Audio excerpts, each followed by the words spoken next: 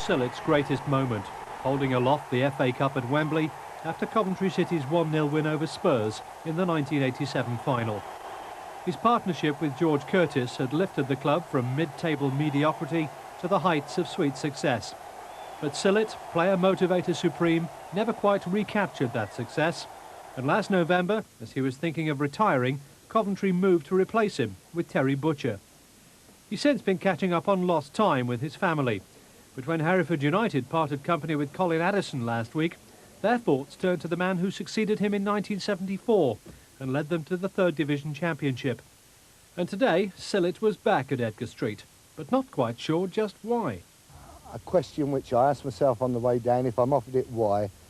I love the place, I love the people, the board I know, which is very important, I think, when you're coming in to be a manager of a football club, and those decisions added up. If I'm offered the job, I will take it.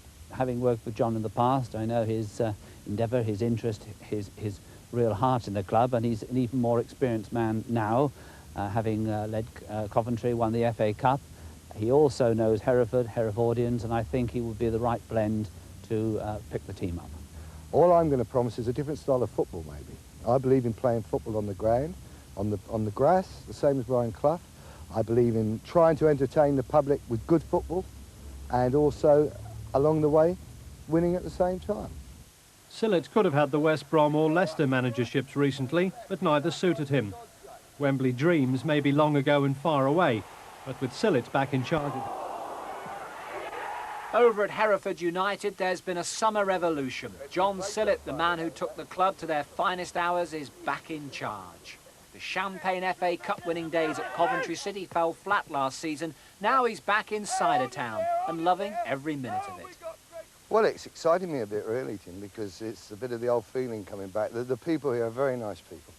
They've been superb to me up to now, superb. They've backed me all the way, and they're wanting the way we're going to try and play football. I've been to them and asked them, and we all agree that let's try and do it with a bit of style and a bit of class, and hopefully we can do that. United have 8 new players, and they've 2 Bermudan internationals on trial. Greg Downs, who played for Sillett at Coventry, is player-coach.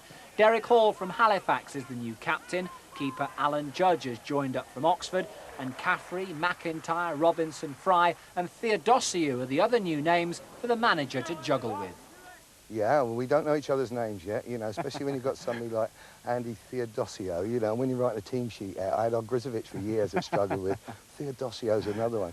No, they'll get to know each other, get to know each other's style of play. That's important, to get to know strengths and weaknesses of each other. Football smiles at Hereford, but for John Sillett, winning is a serious business. Motivation, I think I've got a bit of that left in me. I've got a lot of it to give these players. If they want to listen and learn and smile on the way, I'm sure we can get there.